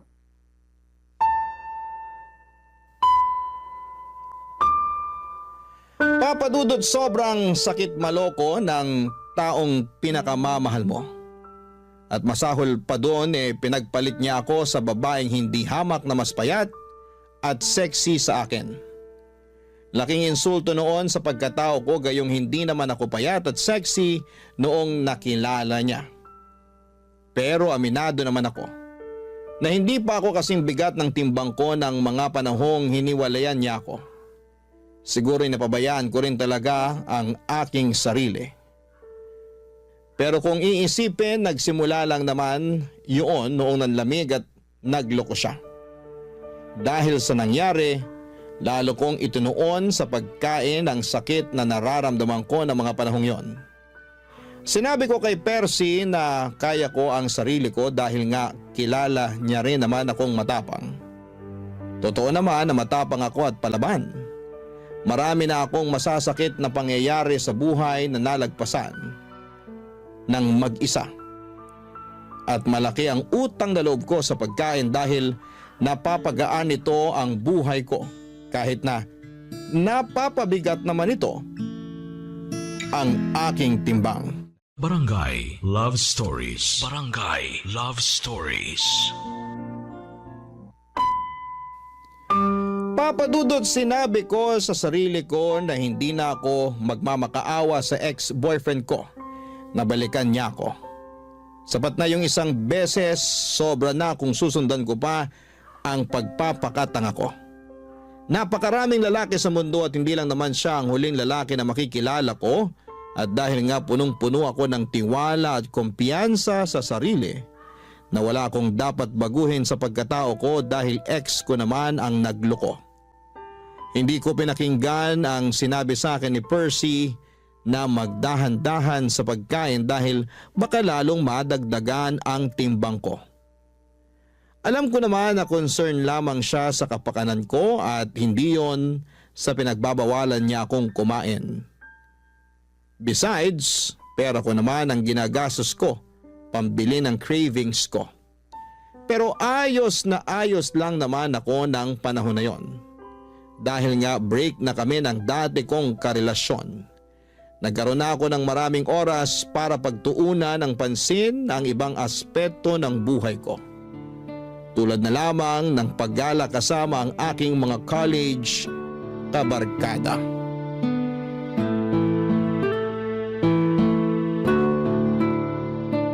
Eto, pasalubong ko sa'yo. Wow, keychain! Thank you! Matadagdagan na naman ang koleksyon ko. Ref magnet nga sana kaya lang wala naman dun sa hinintuan namin. Tapos hindi na ako nakapamili ng design kasi hindi na ako bumaba sa sasakyan. Nagpabili na lang ako sa isa naming kaibigan. Hayaan mo, sa susunod, ref magnet na ang ibibigay ko sa'yo. Okay na yon. Thank you ulit. Welcome! So, ano pa? Anong ano pa? Pasalubong ko? May dala ko dung pagkain, kainin mo. Ayoko, busog pa ako. Tsaka di naman yun yung tinatanong ko eh. Ano nga uli yun? Nakalimutan ko na kasi. Di ba nagpapakwento ko sa'yo bago mo inabot sa akin tong pasalubong mong keychain? Ay oo, kaya lang, nasa na nga ba tayo sa pinag-uusapan natin? Ay nako, nasa 30 ka pa lang pero ulyanin ka na. Sabihin mo na lang kaya, kaysa inaano mo pa ako. Inaano ka dyan? Wala akong ginagawa sa'yo, no? Ay, bahala ka na nga dyan. Eme lang, ikaw naman, di ka na mabiro? Kilala mo ko, hindi talaga ako mabibiro. Kaya sabihin mo na lang sa akin kung ano yung tinanong mo bago ko ibigay sa iyo yung keychain. Oo na, kamahalan. Pero ayun nga, Tinatanong ko kung ano pang ginawa niyo ng mga barkada niyo dun sa resort. Sabi mo lang kasi maganda. Tapos nag-swimming kayo. Yun lang? Eh di ba beach resort yun? Tas alam ko maraming bar dun. Di kayo lumabas? Ha, oo. Tama ka naman na beach resort yon at maraming bar. Pero sila lang yung lumabas, hindi ako sumama. Ay bakit? Hindi naman ako umiinom eh. Ngek, di mo naman kailangan uminom ng hard drinks. Meron naman mga ladies drinks doon. Kung ayaw mo pa rin, sana nag-juice ka na lang for the sake of party-party. Pagod ako noon, kaya nagpaiwan na lang ako sa tinuluyan namin. At saan ka naman napagod? Saan pa ba? E di sa biyahe. Tsaka after ng dinner na yun, nakapag-swimming na kami nung hapon hanggang gabi nung nagkayayaan sila. Kaya nga dapat mas lalo mong sinulit yung stay nyo doon. Di ka ba nakikinig? Pagod na nga ako. Ayoko na maglakad. Feeling ko hindi ko na kayang humakbang that time. Ay, ang OA talaga? O hindi OA yun na. Sinasabi ko sa'yo pagod ako. Oo na. OA, kaya natulog ka na lang pag alis nila. Actually, pag alis nila, nagpunta ako sa malapit na restaurant para kumain. Grabe, ang sarap pala ng pagkain nila doon. Medyo pricey nga lang pero sulit na sulit. 10 out of 10, babalikan! Wow! Wala nang energy para sumama sa mga kaibigan, pero may energy pumunta sa malapit na restaurant at kumain. Ano namang masama doon? E kumain lang naman ako. Naubos ko rin kaya yung order ko. Wala akong sinayang na pagkain, no? Hindi ka naman talaga marunong magsayang ng pagkain. Ay oo naman. Marami kayang nagugutom ngayon at yung magutuman ang pinaka-iyokong pakiramdam sa mundo. Alam ko naman yon, kaya sige, move on na tayo. Hindi ako makakapag-move on sa sarap ng mga in-order kong pagkain. Parang ang naiwan pa sa dila ko until now. Nalalasahan ko pa. Baka naman di ka lang nag-toothbrush ha? Napakabaliw mo talaga. Eme lang. Oh, ano pa? Anong ano pa? Kinabukasan, ano pang ginawa nyo? Wala naman. Swimming lang ulit pero sa beach na kami nun. Wow, nakakamiss din mag-beach. Sakto lang. Kasi nilamig na ako agad eh, kaya umahon na ako. Tapos nag-sunbathing ako since tirik naman yung araw. Then may dumaan na naglalako ng ice cream na avocado flavor. Ayun, napabili tuloy ako. Wow, ibang klase. Nilamig, tapos nag-ice cream. Oo, alam mo namang paborito ko yung avocado, di ba? So, hindi ko matanggihan. Nakaapat na apa nga ako. Uy, buti hindi sumamatchan mo. Hindi naman. Bakit? Grabe naman yung apat. Tiba-tiba si Manong sa'yo for sure. Hayaan mo na. Basta ako nag-enjoy sa ice cream ko. Parang wala ka namang ibang ginawa doon kundi kumain. Actually, tama ka. Kumain lang ako ng kumain. Ang susarap kasi ng mga pagkain doon. Tsaka naisip ko, hindi naman kami lagi nandun eh. Kaya dapat sulitin ko na. Papadudot, masaya talaga ako na makasama sa out of town at beach trip namin ng mga college friends ko. Matagal na rin kasi nila akong niyayaya kaya lang ay nasa circle namin yung guy na palaging pinagseselosa ng ex-boyfriend ko noon. Nakwento ko kasi sa kanya na naging crush ako noong kaibigan kong yon pero hindi ko naman ito tipo. Binasted ko pa nga noong nagtapat saktong graduation namin. At matagal na yon, bago pa kami nagkakilala ng ex ko. Pero patuloy pa rin niyang pinagseselosan yon hanggang sa pinag-awayan na namin ang pagsama ko sa mga gala ng barkada ko. Hindi nagtagal ay nagka-jowa rin naman ang kaibigan namin yon at nauna pa ngang kinasal sa amin.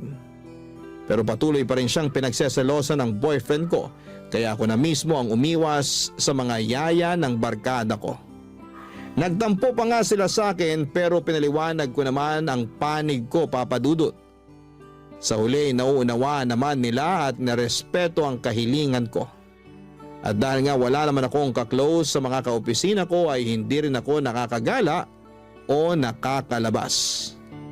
Masasabi ko na malaking bagay sa healing journey ko ang mga travel namin.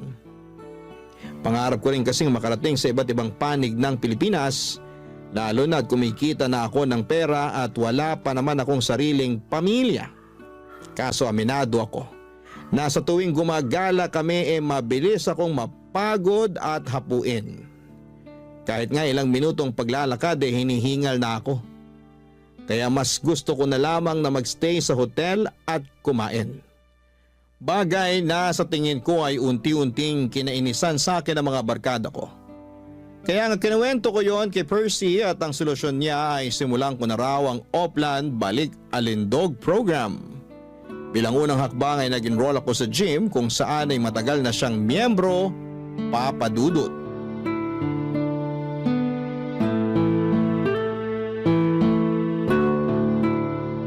Nakakainis ka naman, Colette. Bakit ka naman naiinis dyan? Tanong-tanong ka pa talaga? Sinayang mo lang naman membership fee dun sa gym. Hinahanap ka kaya ni coach sa akin. Sabihin mo na lang hindi na ako babalik. Ayoko na. Suko na ako. Suko ka na agad? Nakakailang session ka pa lang? Ano magagawa ko kung ayaw ko na talaga? Baka naman sa isip mo lang yan ha? Sigurado ako sa desisyon ko. Pinag-isipan ko yun nung muntik na akong lagnatin dahil sa sakit ng katawan after nung first session. Grabe kaya pakaramdam ko nun. Kulang na lang magpa-ospital ako eh. Sobra naman yung magpa-ospital. Sa pagkakatanda ko, nag-treadmill ka lang naman nung unang araw mo. Correction, isama mo na yung pag-akyat baba natin dun sa hagdan papunta sa gym. Kung bakit kasi hindi uso elevator dun? Nasa third floor din kaya yung inakyat baba natin. May elevator naman, pero under maintenance. Tsaka, ayaw mo nun? Naka-warm up ka na nung umakyat ka sa hagdan. Magandang cardio rin yun para maramdaman mo namang may puso ka. May puso ako, no? Ramdam na ramdam ko sa tuwing kinikilig ko kung tikman yung bagong pagkain sa menu. Yan, dyan ka magaling sa pagkain. Ano namang masama doon? May batas ba na nagbabawal akong kumain? Walang batas at hindi masama. Bakit kasi ganyan ang tono mo? Para mo na rin sinabing wala akong karapatang kumain. Hindi naman ganyan punto ko. Ang akin lang, nagpatulong ka sa akin para makapagbawas ng timbang, di ba? Kesyo dami mo nang nararamdaman sa katawan mo at gusto mo namang makasabay sa trip ng mga kaibigan mo. So ako naman, sige, tinulungan kita. Pero bago yon, tinanong muna kita kung talagang desidido ka na magbawas ng timbang. Sabi mo, oo. Kaya nga nag-enroll tayo sa gym, di ba? Oh, makalipas na ng ilang session ayaw mo na? Ano na lang gagawin mo sa buhay mo para mabawasan timbang mo? Hindi ko alam. Parang ayoko na nga mabawasan ng timbang kasi okay naman ako. Anong okay? Paano ka naging okay? Medyo hassle nga lang pag nagko-commute, pero wala namang karapatang mang-discriminate yung mga driver porke mataba ako. Irereklamo ko talaga sila, sige. O sige, ando na tayo. Pero paano na lang yung overall health mo? Yung katawan mo, hindi lang sa labas kundi sa loob. Sabi mo, mabilis kang hingalin, di ba? Oo, kaya nga sinabi ko sa sarili ko na iiwasan ko na lang yung mga bagay na hihingalin lang ako. Hindi ganun yun. Ano bang pinagsasasabi mo dyan? Hindi mo iiwasan. Dapat solusyonan mo. Ganun yun. Yang hingal mo, resulta yan ng hindi mo pag-e-exercise at sobrang pagkain. Dinamay mo na naman yung mga pagkain ko. Wala naman sa yung ginagawa yung mga pagkain. Tsaka mas hinihingal nga ako sa pag-e-exercise. Kulang na nga lang lumaylay dila ako nung nagte-treadmill ako. Tapos yung machine na parang umaakit ka sa hagdan. Stair climber? Oo, yun nga. Grabe, tagapawis ko dun ah. Ewan ko ba, umakit na nga ako ng hagdan na hanggang third floor tapos pagkaganunin pa ako ni coach. Ano yun? Naglolokohan na lang ba kami? Hiyang-hiya naman sa'yo si coach. Palitan mo na kaya siya, no?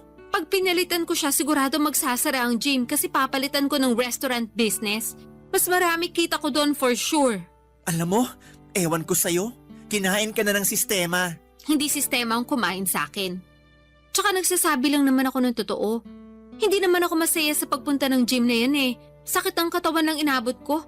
Alam mo kung saan ako masaya? Oo, parang alam ko na kung saan. Sa pagkain? Tama! Ay, pag kumakain ako, parang nakalutang sa alapaapa mga paa ko. Lalo na syempre kapag masarap yung kinakain ko. Tsaka mas nai-enjoy ko yun. Mas nagiging masaya ako. Delusional ka lang. Akala ko ba walang masama sa pagkain? Wala nga. Pero yung pagiging matakaw mo sa pagkain, yun ang masama. Sobra ka naman. Hindi ako magsasorry. Wag. Mabuti pa, order na lang ako ng merienda. Ay nako. Bagay talaga sa yung pangalan mong Colette. Masyado kang makulit. Sa totoo lang, Papa Dudut, Mabibilang sa daliri ko sa kamay kung ilang beses lamang akong pumunta sa gym na pina-enrollan sa akin ni Percy. 1, 2 o 3 lang yata, tapos ay ayoko na.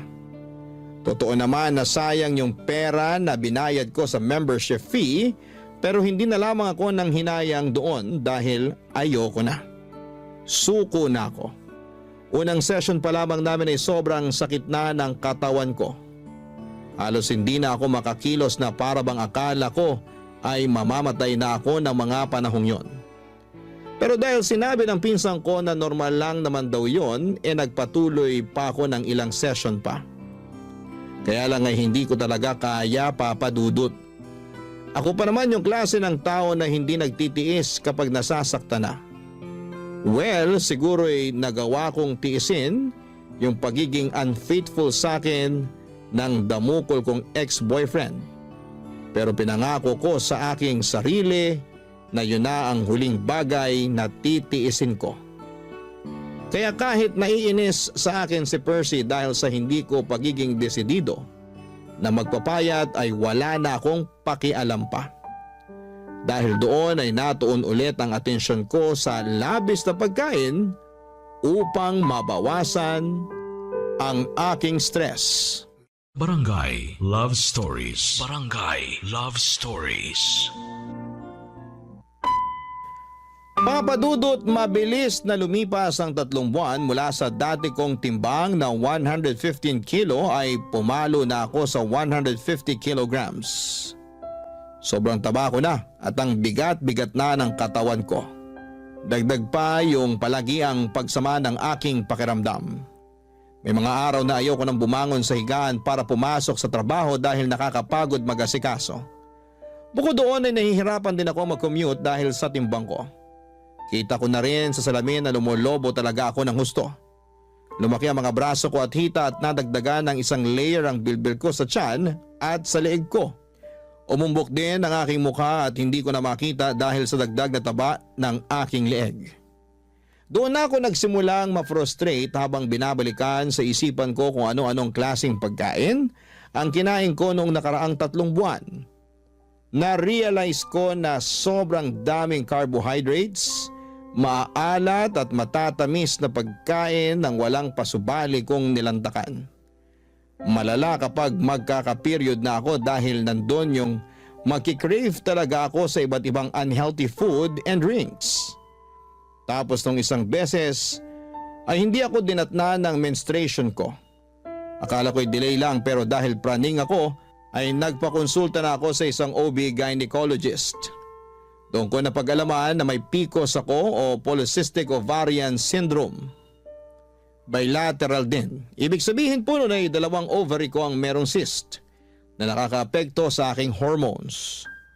Bukod doon ay lumabas sa laboratory exam ko na may type 2 diabetes din ako. Dahil sa mga sakit ko ay lalo akong na-frustrate. At imbes na gawin ng payo sa akin ng mga doktor na magbawas ng timbang ay kabaliktaran noon ang ginawa ko. Mas lalo akong nagpaka-lango sa pagkain, Papa Dudut.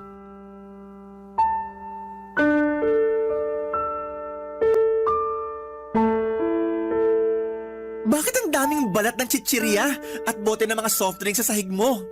Pati dun sa kusina, meron ka pang iniinit na ewan ko kung ano sa microwave. Ano ba yun ha? Ah, yun ba? Tirang spaghetti yun. Ilang araw na sa ref ko kaya ininit ko na. Yun lang trip kong kainin ngayon eh. Pwede bang makisuyo? Pakikuha pagtapos ng initin. Hirap na kasi akong tumayo eh. Akala ko ba wala kang ganang kumain dahil may sakit ka? Kaya nga ako pumunta rito sa apartment mo kahit na naiinis pa rin ako sa'yo. Thank you. Pero naisip ko ayoko magpatalo sa sakit ko, kaya kakain pa rin ako. Kinain mo rin ba yung lahat-lahat ng mga chichirya na yan? Tsaka ikaw din uminom ng mga soft drinks na yan? Oo, wala naman akong kasama dito eh. Ako lang. Kulit naman. Ano? Sisermonan mo na naman ako kasi kumain ako ng unhealthy food. O sige, kung hindi ako kakain, baka lalo ako magkasakit niyan. Yang mga pagkain na kinakain mo, yung dahilan kaya ka nagkakasakit. Pero sa mga pagkain na yan lang naman ako nagiging masaya. At least kapag kumakain ako, nabubusog ako. At saka yung mga pagkain na yan hindi nang iiwan. Hindi katulad ng mga barkada ko. Ayaw na nila akong isama sa mga gala nila. Ha? Bakit daw? Kasi pabigat lang daw ako. Literal ha? Tapos aberya. KJ din daw ako at mareklamo lalo na sa mga gusto nilang gawin at puntahan. Kasalanan ko ba yun? Mabilis ako mapagod. Tapos baka hindi paligtas sa akin yung mga trip nilang gawin. Alam naman nilang mataba ako. Pinipilit ka ba nilang gawin yung mga ayaw mo? Hindi naman. Pero ramdam ko yung disappointment nila sa akin. May isa pa nga na nagsabi na sana hindi na lang ako sumama kung magstay lang din daw ako sa hotel. Sobra naman. Pero totoo rin naman Nakakapanghinayang naman talaga. Lalo bihira lang kayo pumunta dun sa lugar. Kaya dapat sulitin nyo na. Sinusulit ko naman kaya nga kinakain ko lahat ang pwede kong kainin. Kaya lang hindi nila yun maintindihan. Palibhasa, hindi sila ang nasa posisyon ko. Alam mo, gusto kitang kampihan kasi pinsan kita. Pero may point din naman yung mga barkada mo. Siguro nga mas mabuti pa na hindi ka na nila isama kaysa naman ganun palagi yung tingin nila sa'yo. Yun bang pabigat tsaka aberya? Kasi masakit din naman sa part mo yun. Pero yun nga, di ko rin sila masisisi. Hindi mo ba talaga nakikita na dapat may baguhin ka rin sa sarili mo? Di na muna para sa iba, kahit sa sarili mo na lang. Alam ko namang meron pero hindi ko alam kung paano mag-uumpisa. At saka natatakot ako na baka huli na ang lahat lalo na meron na akong nararamdaman sa katawan ko. Nakapagpa-check up ka na ba? Oo, sa OB-gynecologist at saka sa endocrinologist. May PCOS ako at saka type 2 diabetes. Mataas din ang creatinine ko at saka blood pressure. Santisima! Bata-bata mo ba pero napakarami mo ng sakit. Kaya nga Kailan ka pa ba nagpa-check up? last week lang. Bakit ngayon mo lang sinabi sa akin? Nahihiya ako sa iyo At saka natatakot ako na baka sabihin mo kasalanan ko rin naman kaya nangyari sa akin to. Naaalala ko kasi na sinabi mo masama ang pagiging matakaw. Oo, pero kailangan mo nang makakaramay. Lalo na sa sitwasyon mong yan. Okay lang naman ako. Karamay ko naman yung mga pagkain. Alam mo, hindi tama yan. Baka lalo ka lang mapasama sa ginagawa mong yan Tsaka di ka naman pinagbabawalang kumain. Pero sana piliin mo naman yung mga pagkain na papapasukin mo sa katawan mo. Nahihirapan ako. Hindi ko alam kung paano ko magsisimula. Pakiramdam ko pag hindi ako nakakakain ng mga pagkain kinasanayan ko, mamamatay ako. Alam mo ba yung pakiramdam na yun? Ang hirap! Hirap na ako magkontrol. Mas gusto ko nalang mamatay para matapos na itong mga nararamdaman ko.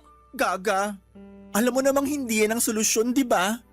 Huwag ka munang mamatay. Marami pa tayong lugar na pupuntahan pag gumaling ka na. Please lang, huwag ganyan ang isipin mo. Ewan ko, nawawala na ako ng pag-asa na magbabago pa ang buhay ko. Papadudot mga bata pa lamang ay close na kami ni Percy. Dahil solong anak lamang ako at wala rin namang kapatid sa tatay at madrasta ko. Ang pinsang kong yon ang tumatayong nakatatandang kapatid sa akin. Hindi naman nagkakalayo ang edad namin, 2 taon lang ang tanda niya. Marami na kaming pinagsamahan at malaki talaga ang naitutulong niya sa buhay ko. Lalo na sa pag-encourage sa akin na magbawas ng timbang. Kaya nga kahit sinesermonan niya ako ng mga panahong yon ay thankful pa rin ako sa kanya dahil mas nauunawaan ko ang mga pagkukulang ko. Hindi lang sa ibang tao kundi lalong-lalo na sa aking sarili. Matapos ang pag-uusap namin yon ni Percy ay nagbalik tanaw ako sa aking nakaraan. Bumalik ako sa mga panahong nagsimula akong magkaroon ng unhealthy relationship sa pagkain. Alam ko kasi na walang kasalanan na mga kinakain ko sa kondisyon ko dahil ako mismo ang nawala ng kontrol. Pero naniniwala din ako na hindi pa naman huli ang lahat lalo na kung desidido akong magbagong buhay. Kaya nga noong 2024 lang ay pinatapos ko muna lahat ng mga handaan bago ko pangatawanan ang New Year's resolution kong magpapayat ng tuluyan. Bilang unang hakbang, nagbawas ako ng kinakain lalo na yung unhealthy katulad ng junk food, soft drinks at sugary treats. Sobrang hirap. Lalo na at umabot na ako sa puntong naglalaway ako, makakita lamang ako ng mga paborito kong pagkain. Pero sa tulong ni Percy at ng aking dietitian ay kinaya ko naman. Sunod kong binawasan ay ang mga consumption food ng carbohydrates. Ang mga halimbawa noon ay kanin, tinapay at mga pasta. Pero hindi ko naman kagad inalis sa sistema ko, lalo na at meron akong mga sakit. Bukod doon ay nag-invest din ako ng treadmill. Ginagamit ko lang naman yon pag maulan, pero pag hindi naman ay sinasamahan ako ng pinsan kong maglakad-lakad sa gabi. Nagbabadminton at volleyball din kami, pampapawis. Kaya sa loob ng 2 buwan, nabawasan na ang timbang ko ng halos 10 kilo.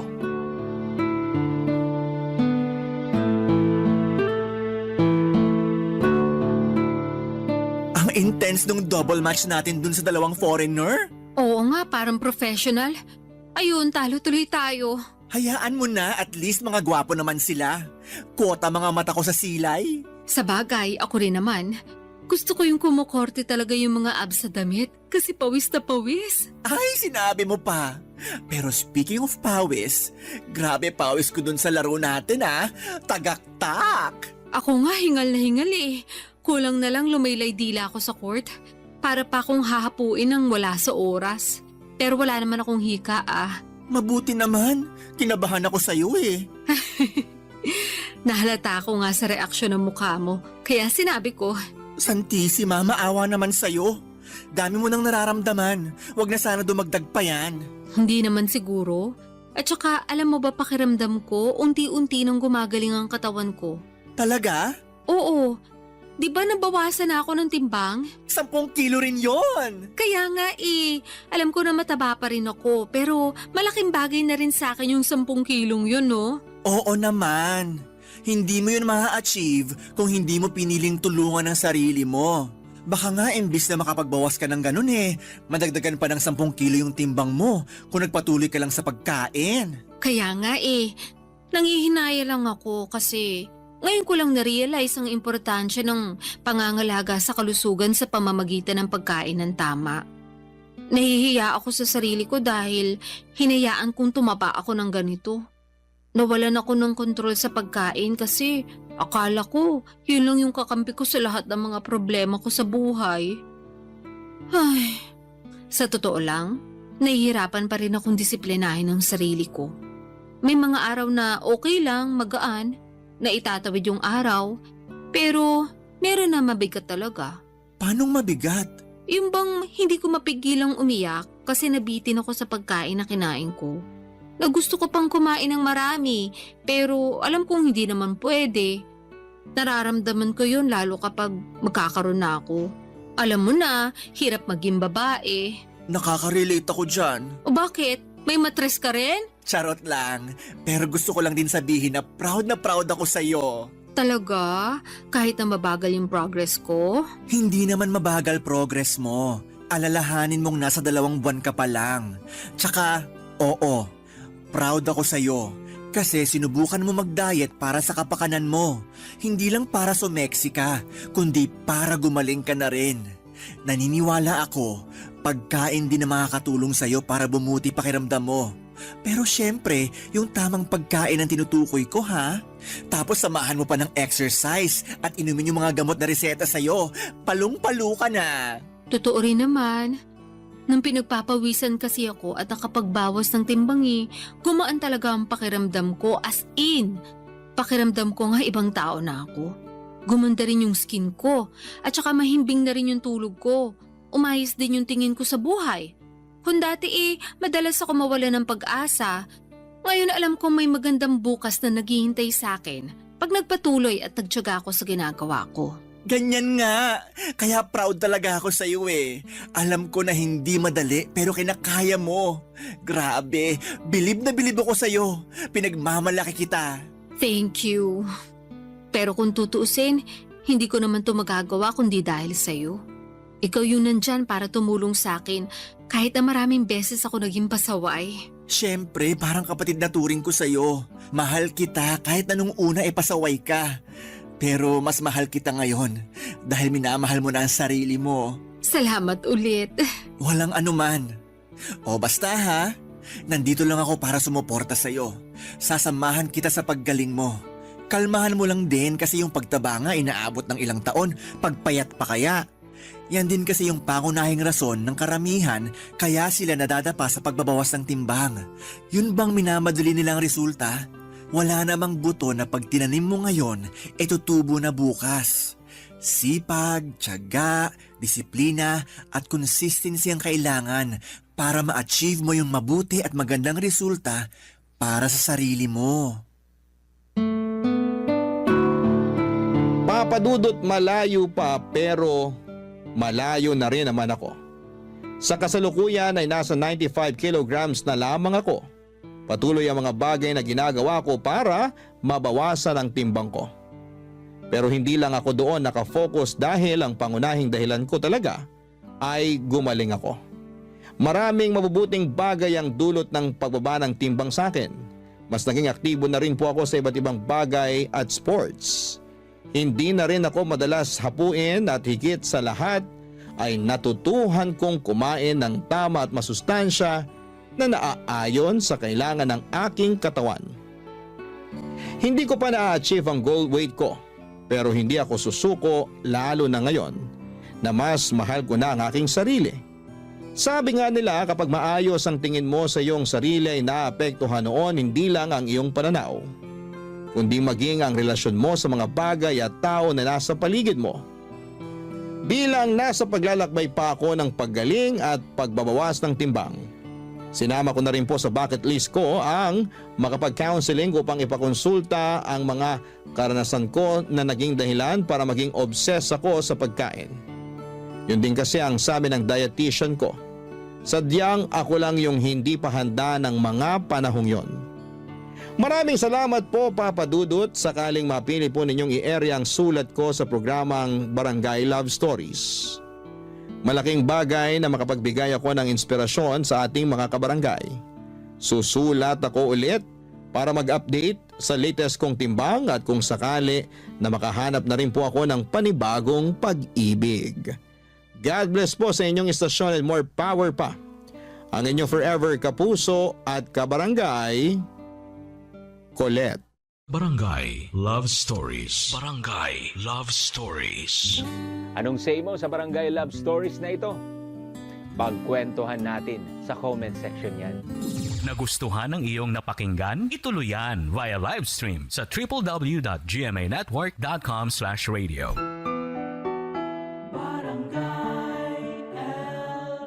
In Mega Manila, 97.1.